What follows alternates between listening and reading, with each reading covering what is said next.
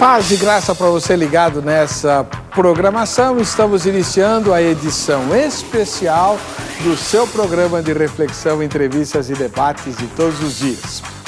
Especial porque hoje é o dia em que nós fazemos o debate no formato presidencial. É um nome que nós demos aí para caracterizar que os debatedores irão fazer perguntas mutuamente, né, e comentar as respostas que obterão e assim tentarem provar que o seu ponto de vista é correto.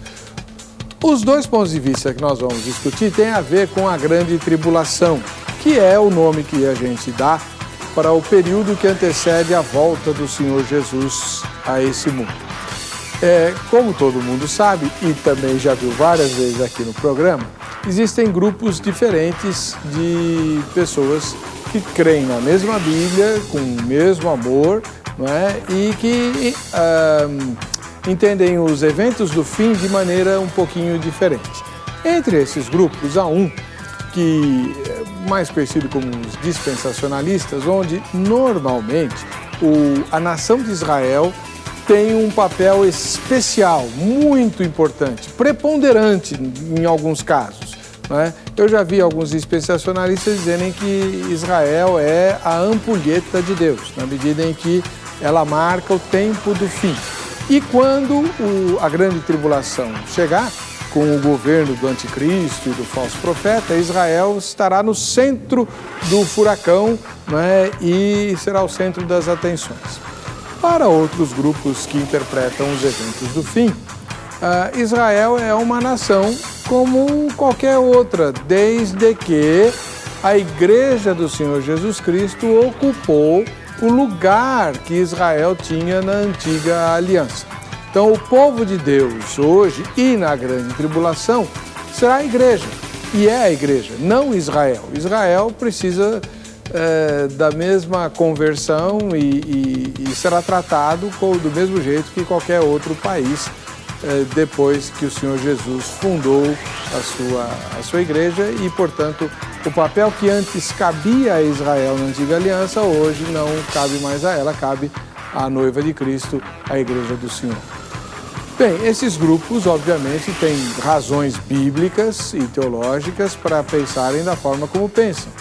E, mais uma vez, você é privilegiado porque poderá ouvi-los com toda a isenção, né, dois nobres representantes, um de cada um desses grupos, e ao final do programa você terá bom material para tirar suas próprias conclusões a respeito do papel de Israel no fim dos tempos. Está no ar o Vejam Só.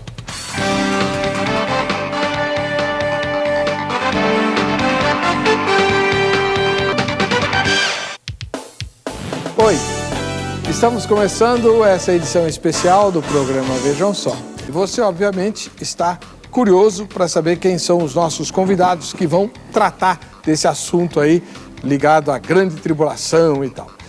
Recebemos mais uma vez, né, o professor Fernando Galli, do Instituto Apologético Cristo Salva. Ele que é escritor, conferencista sobre seitas e heresias e é pastor, não? Você é membro, né? Não. Igreja Batista Vida das Belezas. É isso? Isso mesmo. Paz e graça, seja bem-vindo. Paz e graça, agradeço o convite. Cadê o livro que você trouxe? Você quer sim, mostrar aí? Vou mostrar. É agora. Um livro meu que está esgotado, mas eu vou mandar em PDF para quem quiser me enviar um e-mail para o e-mail do Instituto Apologético Cristo Salva, né? Chama-se Das Trevas para a Luz. Esse livro narra por que eu deixei de ser testemunha de Jeová. Uau! Eu fui 17 anos testemunha de Jeová, né? Você deixou? E eu vou mandar o PDF de presente para quem enviar. Presente. Este livro, Manual de Respostas Bíblicas, esse não é de presente, mas ele contém 65 temas polêmicos sobre apologética, homossexualismo, eutanásia, crenças da Igreja Adventista, dos Testemunhos de Jeová, dos Mórmons, com perguntas e respostas sobre esses temas, tá? E este livro fala sobre os 7 mitos do Adventismo. É um livro que comenta os 7 pontos, os alicerces da Igreja Adventista e como que eles podem ser refutados à luz da Bíblia. Esse é o mais novo, né? Do Paulo Sérgio Batista, é o mais novo. Muito bom. Muito obrigado pela sua presença. Só Preciso do endereço da Igreja Batista Vila das Belezas. Você É sabe? a Avenida das Belezas, 774, de frente, bem de frente ao metrô Vila das Belezas. Muito bom. Igreja onde não tem gente feia, né? Tá bom. Deixa eu só falar uma coisa, senão me cortam a cabeça. Fale. Tem que falar que eu sou de Américo Brasiliense, uma cidade de 30 mil habitantes. Aonde? Vizinho de Araraquara. Eu quero mandar meu amor cristão a todos os irmãos de lá. Américo Brasiliense. É legal lá? Oh, um ar muito gostoso para respirar, tanto que o Emílio Ribas pôs uma extensão lá para cuidar de tuberculosos. Não né? diga. Sim. Lugar delicioso. Vou te convidar para pregar lá ainda. Amém. Já está aceito.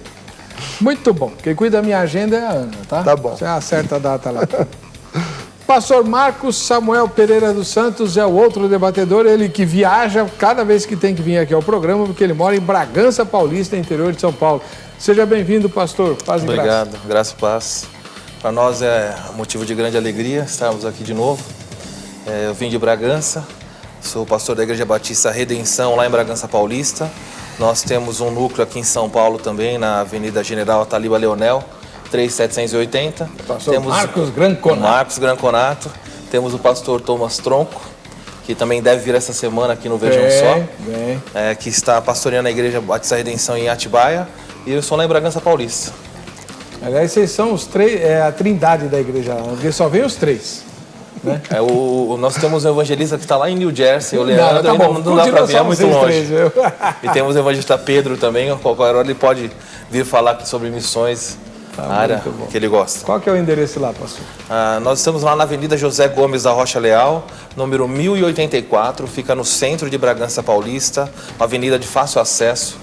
Vá nos visitar, vai ser um prazer recebê-los. Bragança ainda é a terra da linguiça? Ainda é a terra da linguiça, a famosa terra da linguiça. Vá conhecer Bragança, vá conhecer a nossa igreja. Eu sou de São Paulo, mas moro em Bragança já há muitos anos. E só venho a São Paulo a passeio, participar do Vejam Só. E os que saírem daqui para conhecer Bragança certamente vão arrumar residência por lá e morar lá também. Vou começar com o professor Fernando, que é o mais velho. Né? Professor, o senhor vai defender qual ponto de vista no programa de hoje? Bom, eu acredito que a nação de Israel, ela foi povo de Deus como nação, claro, mas por terem rejeitado a Cristo e rejeitam até hoje, quando vier a grande tribulação, eles não terão um papel de suma importância à parte da igreja. Eu creio que eles, aceitando a Cristo, membros individuais da nação de Israel, eles entram na igreja e pregarão as boas novas como qualquer pessoa da igreja. Então eu não vejo, como o irmão falou no começo, que eles sejam como é que é? Ampulheta. Isso. Não vejo isso. Qual é a escola de interpretação que o senhor defende? Amilenismo. O amilenismo. Isso. Tá bom, muito Mas obrigado. não é o diferente, tá? Como o senhor disse no programa passado. Não sei não, viu? Sei, tá me Eu vim aqui com provas de que eu não sou o único que pensa assim. Aliás, bom, tá bom. Então temos aqui o professor Fernando Galli representando o pensamento amilenista, onde Israel é basicamente como qualquer outra nação. Do outro lado, nós temos o pastor e professor Marcos Samuel Pereira dos Santos, da Igreja Batista Redenção, lá de Bragança. Qual é a posição que o senhor vai defender, pastor? Eu sou um dispensacionalista, sou pré-milenista, futurista, como estava falando para o pastor Fernando. Nós entendemos, embora alguns dispensacionistas possam ser acusados erroneamente em relação a isso, que a igreja vai ser tirada deste mundo antes da grande tribulação e só sobram neste mundo dois grupos, os israelitas enquanto nação e os gentios, as nações do mundo inteiro.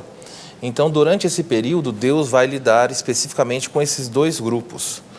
Dessa maneira, eu não diria que Israel tem um papel de destaque durante esse período, mas Israel vai estar em destaque no sentido de sofrer as disciplinas de Deus, a correção dele E então, durante todo esse período, Deus lida com as nações e lida com Israel, fazendo com que Israel acorde, não é, dessa rebeldia desde os tempos de Jesus, lá de Mateus 23, e finalmente esteja pronto para receber o verdadeiro Messias.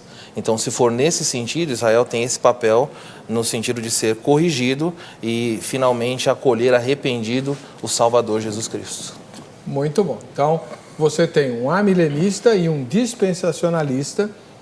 Todo dispensacionalista é pré-milenista, né? Isso aí faz parte do DNA.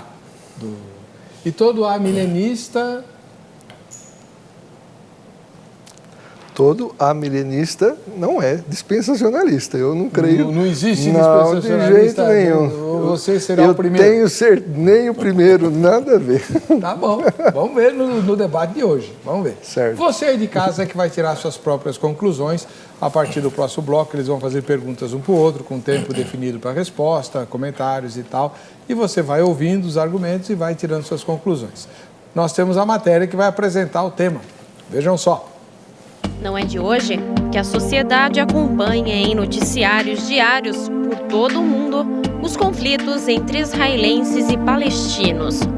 Conflitos estes que chamam a atenção de muitos por fazer parte da história e por influenciar no contexto histórico, político e econômico mundial. Outros enxergam estes últimos acontecimentos, como guerras e ataques entre Israel e outros países, como um sinal do final dos tempos. Os conflitos que envolvem Israel têm sido uma realidade presente desde que o país tem existido como nação. Mas por que isso aconteceu e até hoje vigora? Segundo a Bíblia, Deus tem um plano especial para a nação de Israel. Porque eis que vem dias, diz o Senhor, em que farei voltar do cativeiro o meu povo Israel e de Judá, diz o Senhor, e tornarei a trazê-los à terra que dei a seus pais, e a possuirão. Muitos estudiosos das profecias bíblicas acreditavam que a Guerra dos 6 Dias entre árabes e israelenses em 1967 seria o início do final dos tempos. Será que o que está acontecendo hoje em Israel pode indicar que o fim está próximo? E Jesus respondendo disse-lhes: acautelai-vos, que ninguém vos engane. Porque muitos virão em meu nome dizendo: eu sou o Cristo, e enganarão a muitos. E ouvireis de guerras e de rumores de guerras. Olhai, não vos assusteis, porque é mister que isso tudo aconteça, mas ainda não é o fim.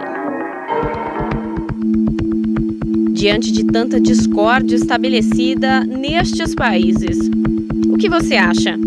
Israel terá ou não um papel especial durante a grande tribulação? Este é o tema do Vejam Só desta noite. Bem, hoje é o dia do Vejam Só especial e o professor Fernando Galli, que representa no tema de hoje os amilenistas, vai fazer a primeira pergunta dele para o pastor Marcos Samuel, que representa o pensamento dispensacionalista. Pode perguntar, professor Fernando. Muito bem, pastor Marcos.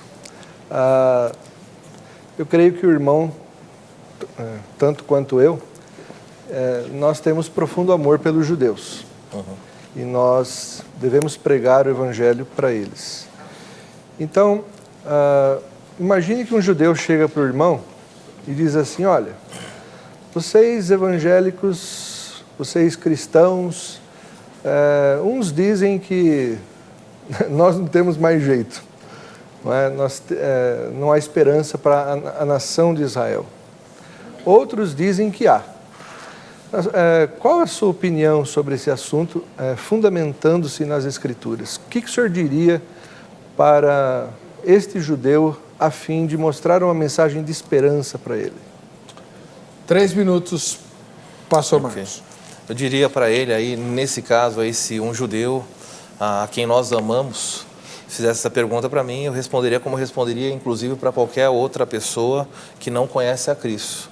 Há esperança, ainda há esperança para qualquer pessoa que entenda, sendo ele judeu ou não, que é um pecador perdido e que, confessando os seus pecados pela fé, crer no Senhor Jesus Cristo, conforme a Escritura diz, crer no Senhor Jesus e você vai ser salvo.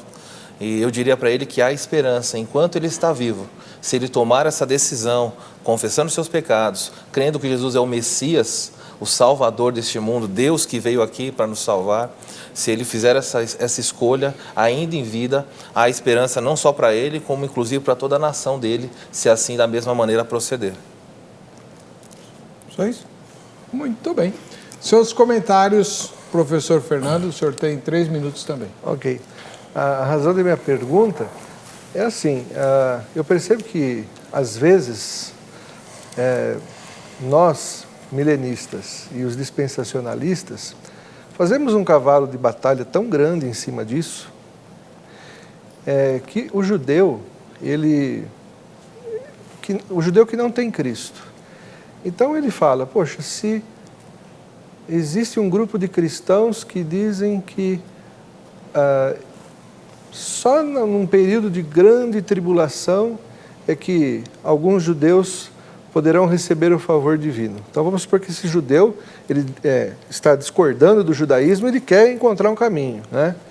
Então ele vê essa divisão que há. Eu até quero fazer uma crítica aqui, não é? Eu estava num processo de evangelizar um judeu pelo Skype, né? Então ele perguntou assim, mas por que é que às vezes os cristãos chegam ao ponto de um cristão que é pré-milenista, ele não recebe um amilenista para pregar na igreja dele, e vice-versa. Então, eu acho que a mensagem de Cristo, quando nós evangelizamos um judeu, ela deveria, de fato, ser como o irmão falou, mas eu acho que nós deveríamos nos respeitar mais para mostrar para o judeu que essa questão não é uma questão salvífica, mas a forma como nós, amilenistas e pré-milenistas, nos degladiamos, muitas vezes nos separa. Então, eu quero comentar isso, talvez não seja o assunto direto do debate, mas eu faço questão de dizer isso. Eu acho que nós deveríamos estar mais unidos nessa questão de respeitar um ao outro, porque eu já deixei de receber convites por ser amilenista. Então eu fico pensando assim, eu vou pregar para um judeu uma mensagem de esperança, mas essa mensagem, esse Cristo que eu prego, me divide, entendeu? E eu não posso pregar numa igreja que é pré-milenista, que é dispensacionalista e vice-versa. Então eu quero aproveitar o ensejo e fazer um convite às igrejas para deixarem isso a segundo plano de fato. Tá bom. Muito obrigado pelos seus comentários, professor. A polêmica é boa para o programa, na igreja é outra história. Concordo com o senhor perfeitamente. Pastor Marcos Samuel, agora é a vez do senhor indagar o professor Fernando Gaio.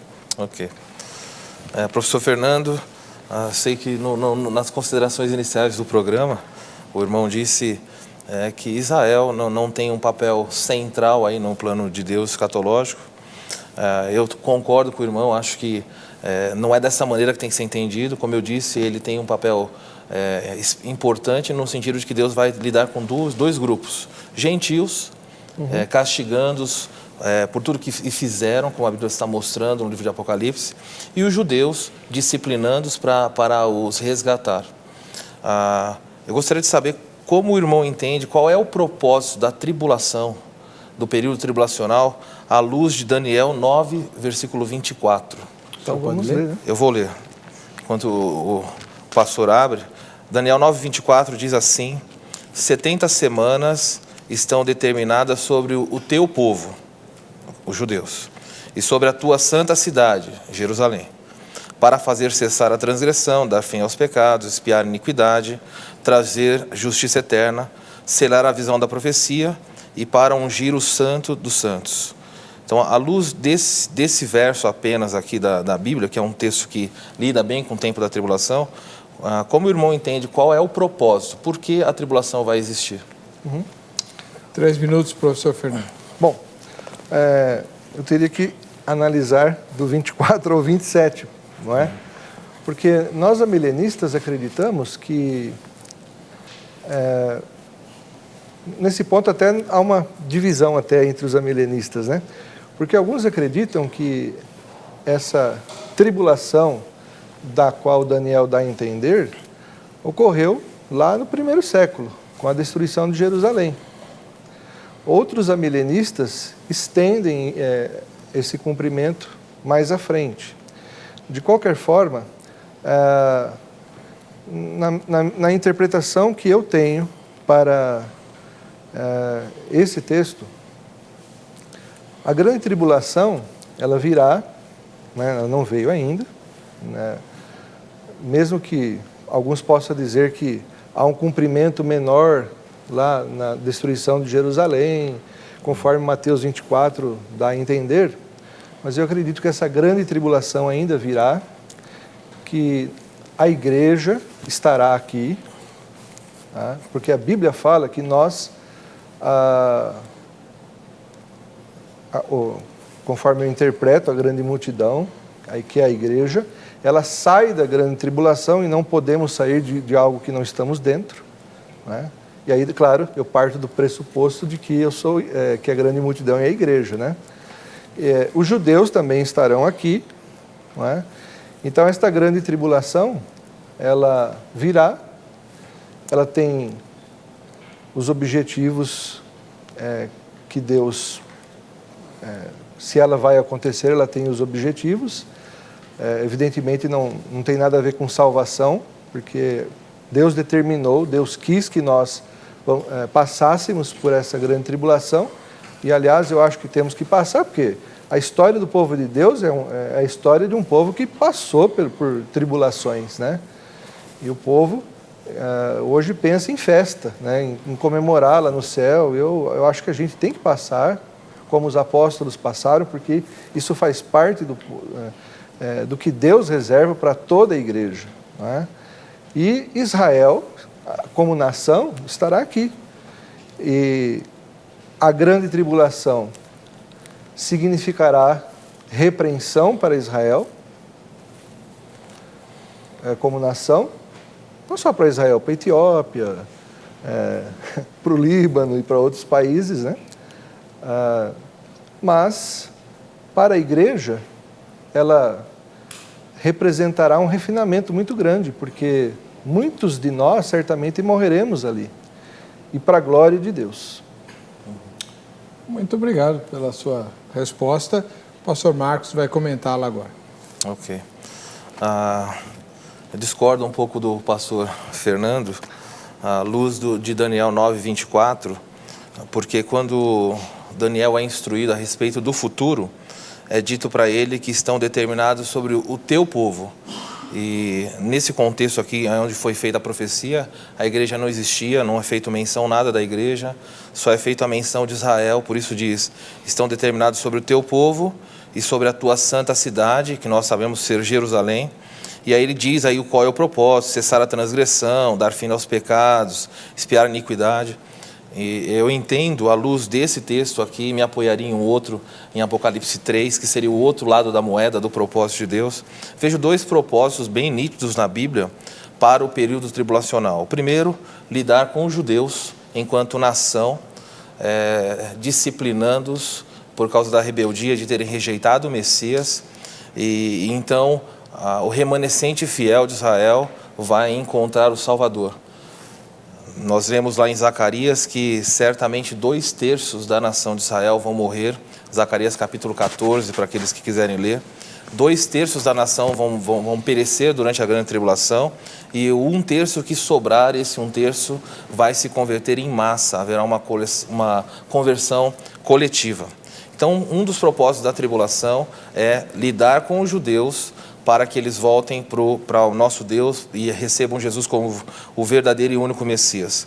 O outro propósito da tribulação, que é um propósito que eu falei duplo, então, primeiro, lidar com os judeus. O segundo está lá em Apocalipse 3, versículo 9 e 10, ele diz assim que haverá uma tribulação que vai ser colocada nesse mundo para provar os que habitam a terra. Então esse é o segundo propósito, que seria lidar com os gentios. Então, nesse caso, discordo da posição do irmão, até pelo modelo que ele adota, a milenista, de que a igreja estaria aqui. A igreja não está porque não tem nenhum indício na Escritura da necessidade da igreja passar por esse tempo de tribulação.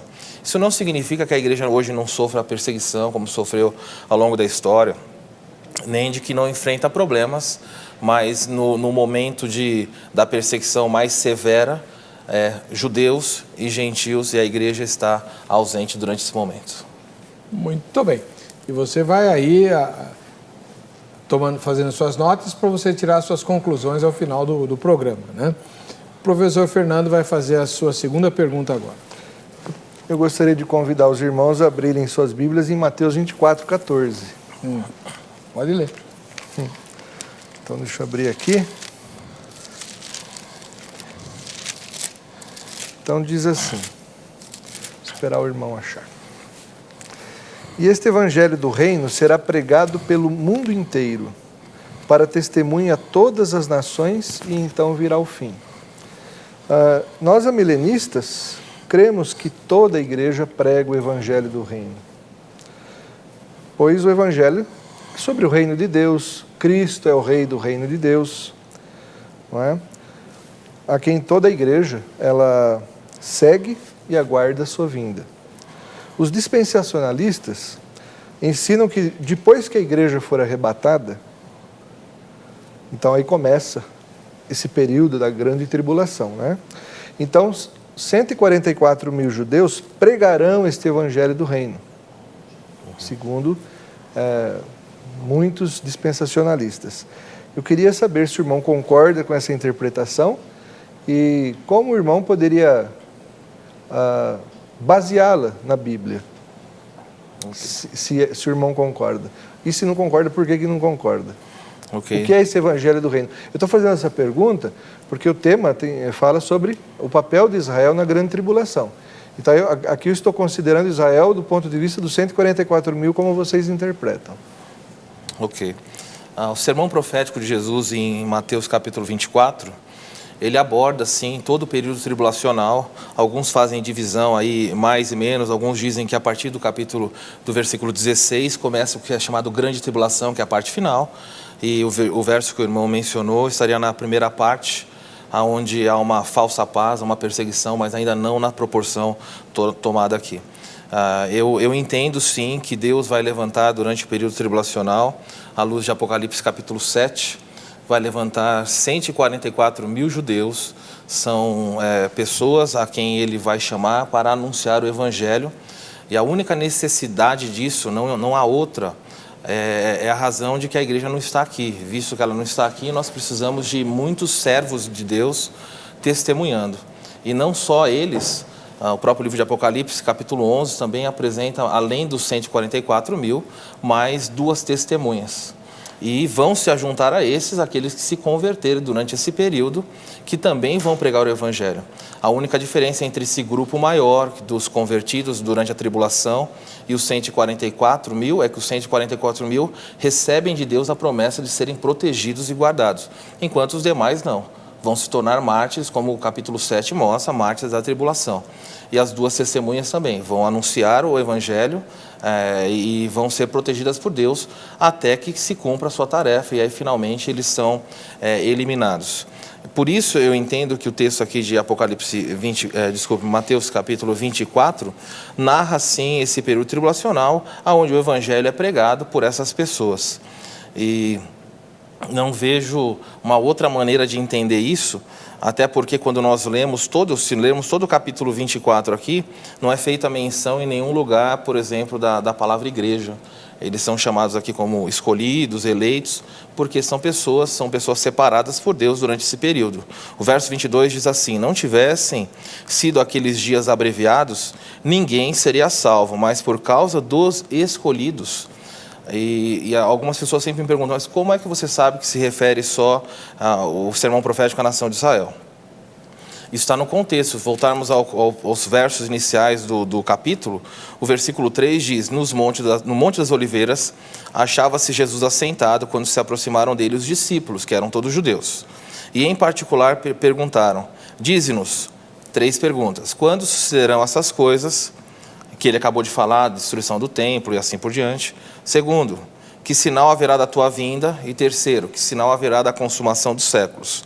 E aí Jesus começa a explicar, apontando aí os sinais da sua vinda, os sinais da consumação do século, e aí lidando com falsos profetas e tudo mais, e diz: o evangelho do reino vai ser pregado em todo o mundo, e a menção da expressão evangelho do reino fica bem colocada no texto de Mateus, visto que o propósito do livro visava principalmente a nação de Israel. Então, os termos aqui, Messias, Evangelho do Reino, são algo que os judeus entenderiam perfeitamente e a igreja já não. Muito obrigado, pastor. Professor, seus comentários. Ok. Eu entendo que realmente Mateus foi escrito para os judeus. É claro que Jesus fez usos de termos conhecidos dos judeus para explicar verdades, isso não poderia ser diferente. No entanto, escolhidos, eleitos, são palavras que são usadas para a igreja, não é? Quando Jesus pergunta qual será o sinal da tua vinda, eu acho muito difícil que essa palavra vinda não se refira à época da igreja. A palavra grega usada aqui é parousia, não é? Então, em outros textos, a palavra parousia ela é usada com respeito à volta de Cristo. E quando é que Cristo volta? Quando tem igreja, quando a igreja está atuante, não é? Então, eu dizer que esse texto não pode incluir a igreja, porque se usa expressões conhecidas naquele contexto dos judeus, eu acho que isso em si não é prova de que esse texto se cumpre só com os judeus. Eu acho que e outra coisa, então repetindo, quando se fala assim, qual será o sinal da tua vinda e da consumação dos séculos? Olha, aqui Jesus está falando da vinda dele, não é? E no período que a igreja vai estar aqui, porque ele vem para buscar a igreja. Agora, se você me disser que essa vinda é para buscar a igreja e para deixar outros aqui, esses elementos eu não vejo aqui no livro de Mateus 24. Eu acho que tem que fazer um certo malabarismo textual para chegarmos a essas conclusões. Eu vejo que esse texto, na sua simplicidade, os discípulos queriam saber qual será o sinal da sua vinda. E Jesus passa a dar os sinais que estão ocorrendo hoje em nossos dias aqui. Inclusive no versículo 13, antes do versículo 14 do Evangelho do Reino, fala sobre a falta de amor. E a gente vê acontecer isso.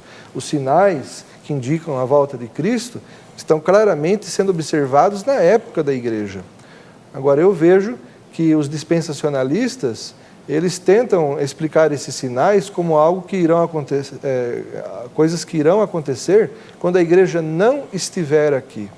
E eu acho que o texto de Apocalipse, capítulo 7, fala que a grande multidão sai da grande tribulação.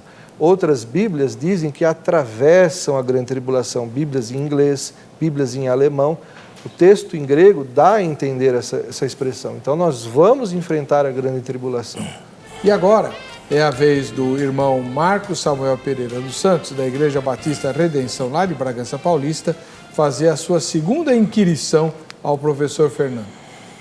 Ok, professor Fernando, no último bloco, nós estávamos falando sobre Mateus capítulo 24, o irmão mencionou que esse texto aqui se aplica não só aos judeus, mas também à igreja, que certamente, à luz da visão milenista, passaria pelo período tribulacional. E eu, como dispensacionalista, não concordo com isso. Entendo que isso aqui está falando somente para os judeus, esse sermão aqui. Por todo o contexto, se formos no capítulo 25 e 26, veremos isso de maneira um pouco mais clara. Mas eu gostaria de perguntar, então, se esse texto se aplica à igreja, se esse bloco de versículos do capítulo 24 se aplica, como é que a igreja deveria aplicar isso, o versículo 20 do capítulo 24, ao ensino da igreja?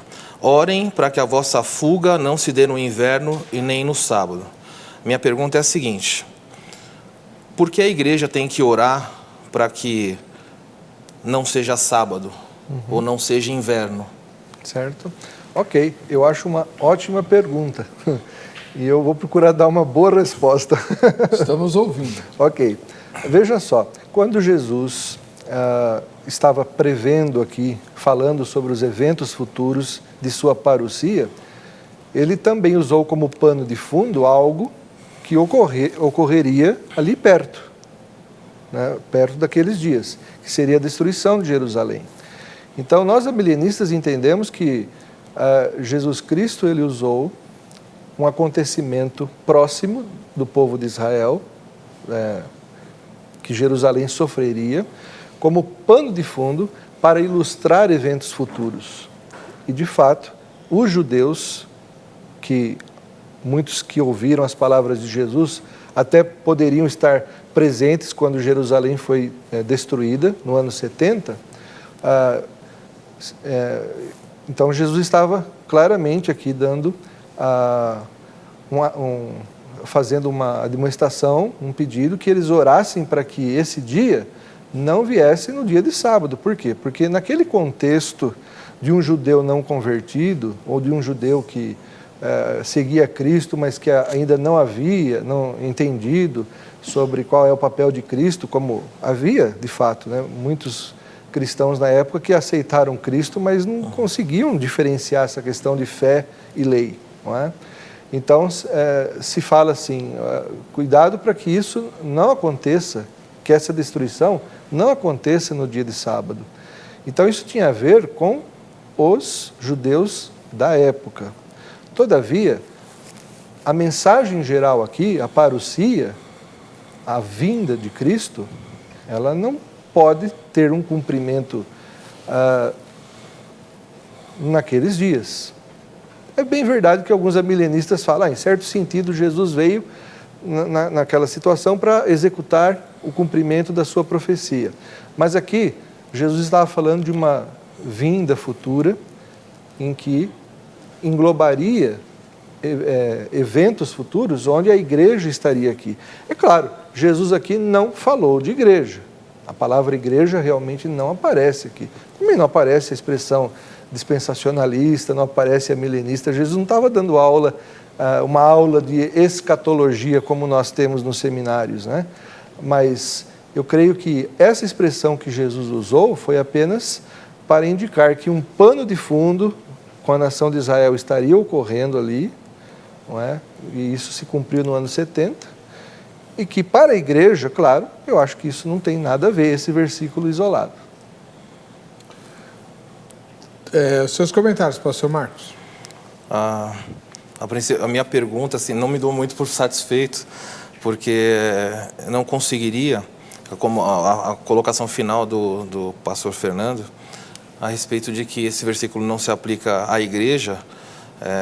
Nesse ponto eu concordo, porque não teria como ensinar a igreja hoje, falar, comecem a orar desde já, para que, quando ele fala no versículo 15, quando o anticristo se manifestar, orem para que isso não aconteça num sábado. Para nós, igreja gentílica, espalhada pelo mundo, não teria o menor sentido. E também não vejo que é apenas um pano de fundo, porque está no imperativo. Ele fala, orai, vão para o Pai e comecem a pedir, para que isso não aconteça em hipótese alguma, nem no sábado e nem no inverno. Isso não tem como se aplicar de forma nenhuma para a igreja, por isso, mais ainda fica evidente que esse texto se relaciona só aos judeus. Por que não? Porque Jesus fala para eles, orem para que não seja inverno. Porque aqueles que na região da Judéia, Jerusalém ali, são uma região montanhosa, e na época de inverno chega a nevar. É impossível fugir, principalmente em lugar com neve. A pessoa vai afundar. Aí, nesse contexto, ele diz, ai das grávidas, vão ser apanhadas, não tem como escapar. Orem para que não seja no sábado. Qual é a razão disso? É porque o judeu vai preferir morrer do que quebrar a lei que permitia andar no máximo 1 quilômetro. Então ele fala assim, peçam a Deus para que isso não aconteça no inverno, porque a região onde vocês estão, judeus, é impossível fugir no frio. Segundo, peça para que não seja no sábado, porque o judeu vai preferir morrer na mão do anticristo do que finalmente ele quebrar a lei que ele considera que Moisés ordenou. Dessa maneira, são argumentos aqui que o próprio texto começa a apontar. Não tem como enquadrar de forma nenhuma a igreja aqui. A palavra não aparece, ele diz, então os que estiverem na Judéia, no versículo 16, fujam para os montes. Não tem como aplicar isso para a igreja brasileira, embora a cidade onde eu moro tem muitos montes, não tenho como falar, olha, saiam correndo aí para as montanhas. A única aplicação tranquila, literal do texto, sim, a interpretação mais normal na leitura do texto é que ele está falando especificamente para os judeus. A maior prova disso, aqui no argumento, aparece no versículo 15, quando ele fala para os discípulos que estão querendo saber sobre a volta dele. Quando virdes, falando do futuro, o abominável da desolação, do qual falou o profeta Daniel, no lugar santo. O lugar santo, nós sabemos que para os judeus isso não tem dúvida nenhuma que ele está falando em relação ao templo. Um templo que vai ser reerguido novamente, à luz de outros textos aqui, à luz de Daniel, que nós vimos, e esse texto estando lá, o anticristo vai entrar nesse lugar e vai profanar. E neste dia, quem estiver na região da Judéia, fuja, orem para que isso não aconteça no sábado. É dessa maneira que os dispensacionalistas entendem a leitura natural do texto, a que mais se adequaria essa percepção. Muito bom. Agora é a vez da terceira pergunta do professor Fernando ao pastor Marcos. Eu gostei do tema, eu vou continuar na linha aqui. Porque veja só,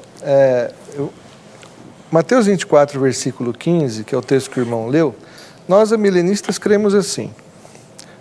Quando virdes no lugar santo a abominação assoladora, da qual falou o profeta Daniel, quem lê entenda, então os que estiverem na Judéia fujam para os montes.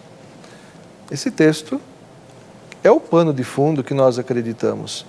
Então, essa abominação assoladora, que no grego pode ser traduzido por que promove, que causa uma assolação, ela se cumpriu quando Jerusalém foi destruída. E ali o templo foi destruído também. Então, o irmão tem razão em dizer que o lugar santo é o templo, mas isso se cumpriu lá. Então, nós vemos que isso é um pano de fundo. Então, a pergunta é, onde é que eu estou errado nessa interpretação? O que o irmão poderia falar para eu chegar em casa e ficar pensando melhor no assunto? Ok.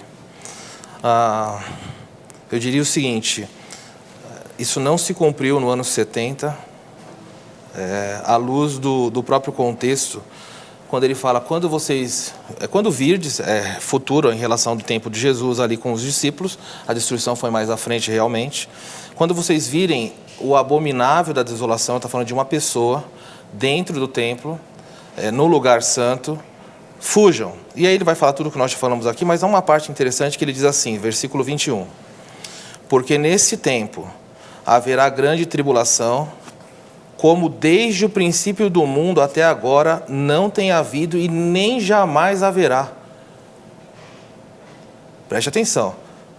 A tribulação a qual ele se refere, que esse abominável vai produzir, é uma tribulação de tal proporção que nunca na história da humanidade aconteceu, e depois que ela acontecer, nunca mais tornará a acontecer em relação a isso aqui. Nós sabemos, por exemplo, que o Holocausto, só o Holocausto já foi uma matança muito maior do que aconteceu no ano 70 com a destruição de Jerusalém, que foi algo local. Aqui nós estamos falando de uma coisa, de uma proporção gigantesca, de uma proporção global. E ele vai continuar dizendo, além disso, versículo 22, não tivessem aqueles dias sido abreviados, ninguém seria salvo. Mas por causa dos escolhidos, aqueles dias serão abreviados. Do que ele está falando aqui? Se a tribulação fosse um período que durasse mais do que os 7 anos, ninguém se salvaria. Mas pela misericórdia de Deus, esse período de juízo que cairá sobre a terra é um período breve. E depois que essa tribulação for derramada sobre os habitantes deste mundo, os gentios e judeus, como eu falei, a igreja não estando presente, nunca mais tornará a acontecer uma tribulação nessa proporção. Por quê? Porque ao final da tribulação, o nosso Senhor volta e inicia-se o período milenar, então é o período de paz. E graças a Deus, fico muito satisfeito, porque a igreja não está aqui. E nem não estará aqui neste momento. Eu diria então para o irmão, quando chegar em casa, ficar pensativo, nesse texto. Não pode existir nenhuma tribulação maior do que a que aconteceu nesse verso. Se o ano 70 for o referencial, então nós temos problema com a Primeira Guerra Mundial, com a Segunda Mundial, que foram tribulação de uma proporção muito superior, assim como o Holocausto. Meu comentário? Sim, agora o seu comentário. Ok. Então, como eu disse para o irmão, Jesus usa de um pano de fundo para, eu entendo assim, para significar algo muito maior. Uma grande tribulação, como aconteceu lá em Jerusalém, de fato nunca mais vai acontecer. Porque historiadores mostram que nesse período 1 milhão de judeus foram mortos. Então, para a história de Israel como nação, eu não acredito que isso realmente vá acontecer de novo. Agora, Jesus Cristo estava usando esse evento profético, esse pano de fundo, na minha opinião, para também alertar o povo dele, que o povo de Deus não é só judeu, nós também somos povo de Deus. Nós também somos nação escolhida, né? Então Jesus estava usando esse pano de fundo para nos alertar sobre uma grande tribulação, não numa cidade apenas, né? Mas uma grande tribulação que ocorreria num futuro distante que nós acreditamos que hoje está próximo. Então nós temos esse impasse aqui, né? Que dá muito pano para manga. É um ponto de tensão seu argumento, eu não vou negar que ele é um bom argumento quando se fala sobre grande tribulação, uma tribulação muito grande, não é? E esse é uma tribulação muito grande que dá para nós amilenistas, né, conciliarmos. Realmente nós espiritualizamos um pouco aqui, não é? Talvez o irmão ache que espiritualizam é muito, né? Mas nós não conseguimos ver por que achar que as palavras de Jesus estão se referindo só a Jerusalém ou só a uma época futura. Eu acho que Jesus aqui, ele trabalha com 2 tipos de cumprimentos. Um cumprimento para aquela época que exemplificaria um cumprimento maior. Bem, pastor Marcos tem agora a terceira pergunta para o professor Fernando, para a gente equilibrar aí as questões.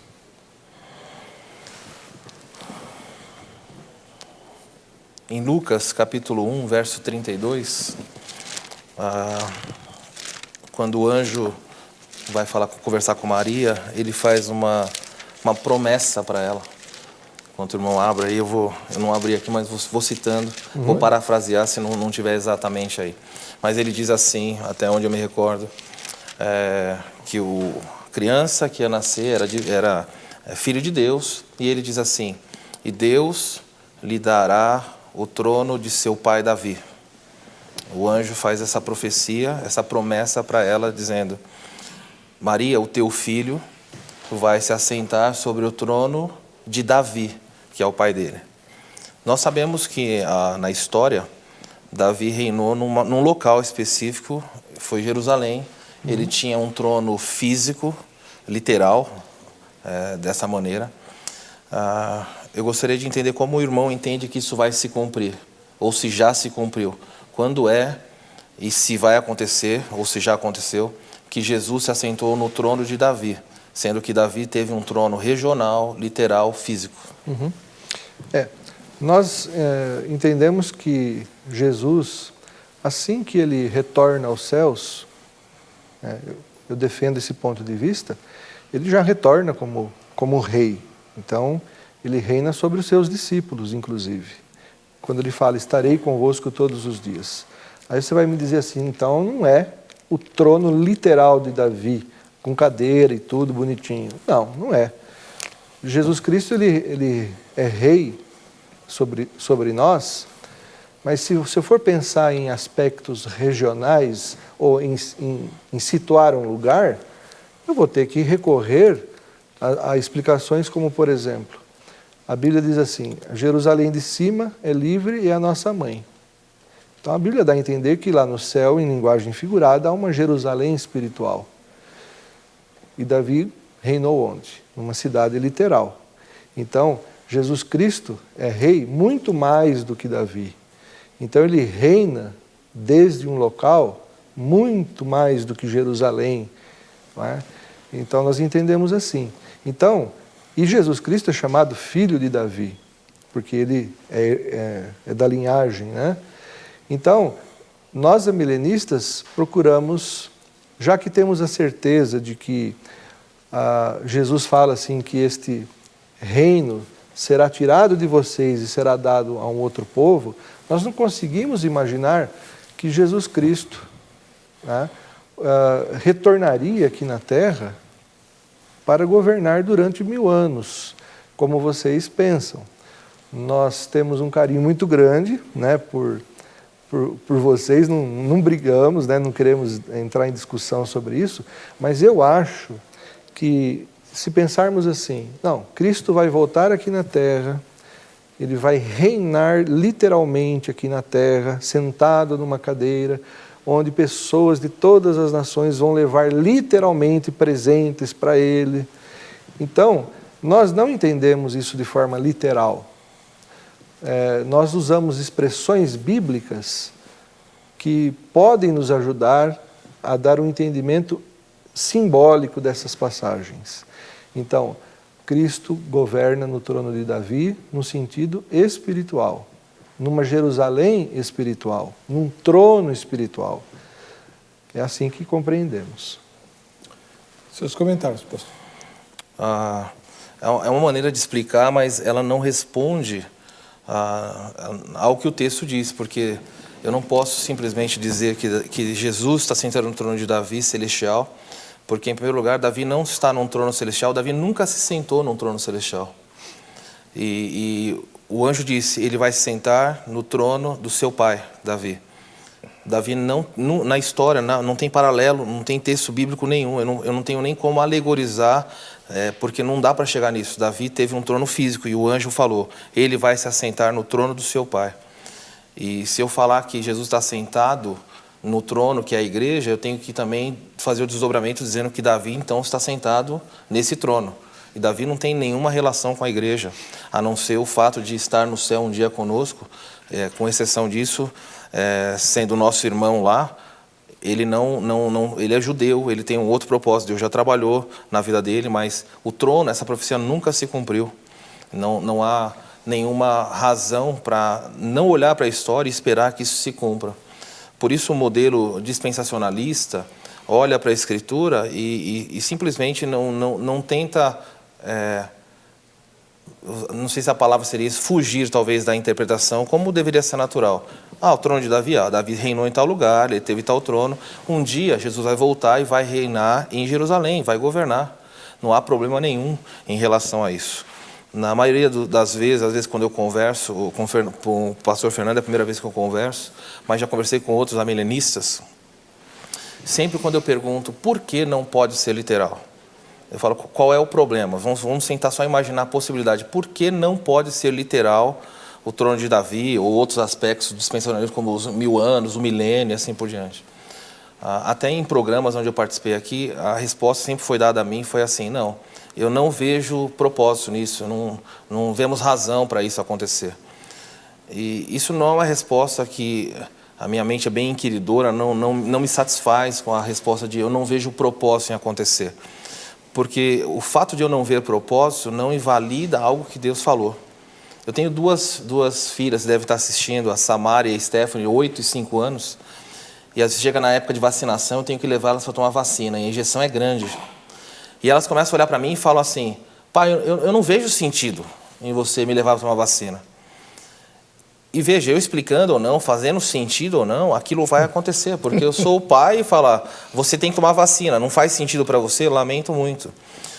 Mas a Bíblia fala, ela mostra, ele vai sentar num trono, ele vai reinar 1000 anos. Aliás, o texto, quando fala dos 1000 anos, menciona 5 vezes a expressão 1000 anos. Não há razão nenhuma, não tenho nada na Escritura que aponte que eu devo entender de outra maneira que não literalmente. É a única maneira que o texto se harmonizaria de maneira mais adequada. Muito bem. Agora, nós vamos dar uma pausa nas suas perguntas aí, porque o nosso tempo está chegando ao fim, mas nós queremos ver o que é que as pessoas entrevistadas por nossa equipe responderam sobre o tema de hoje. Não são teólogos, tá? Vejam só. Na sua opinião, Israel terá ou não um papel especial durante a grande tribulação?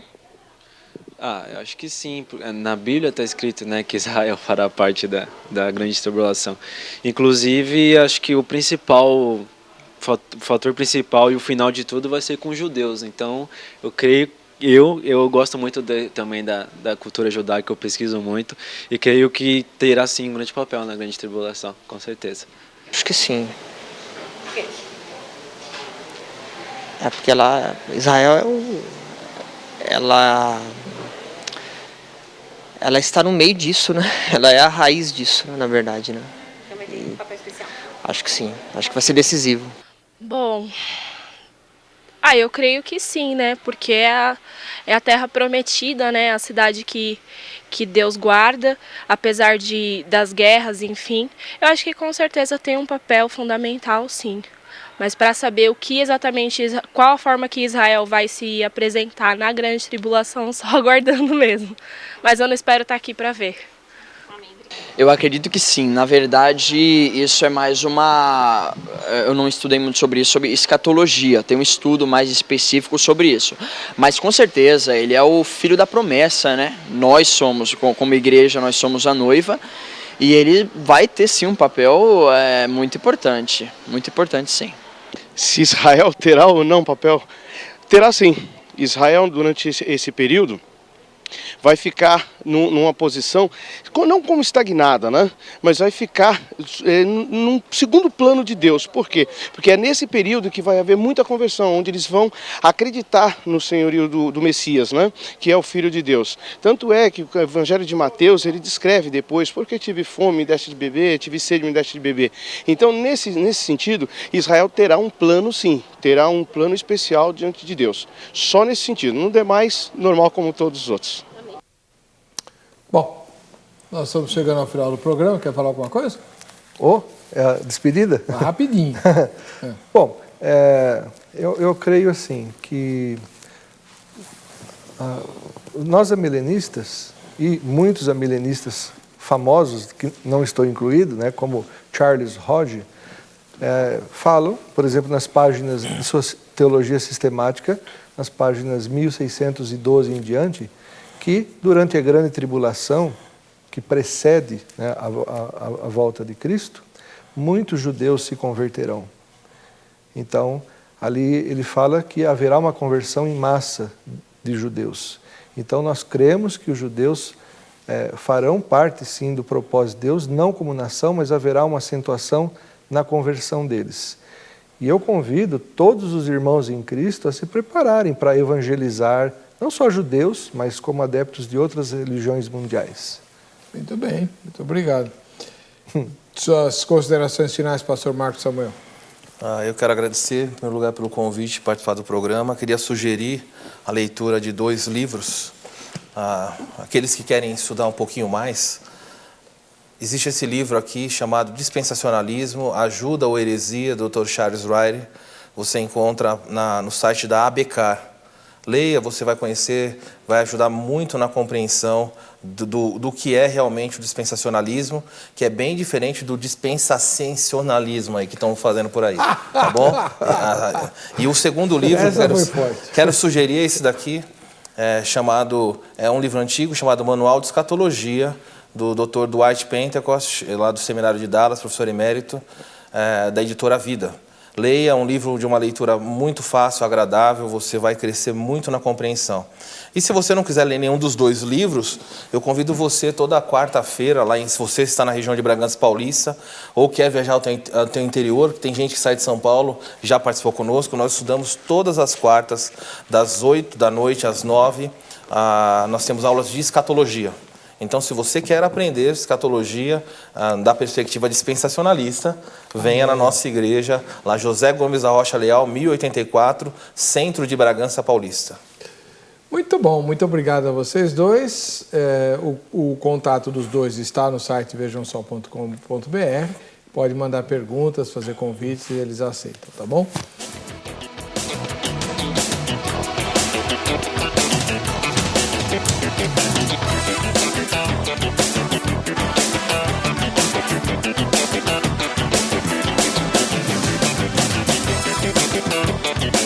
Thank you.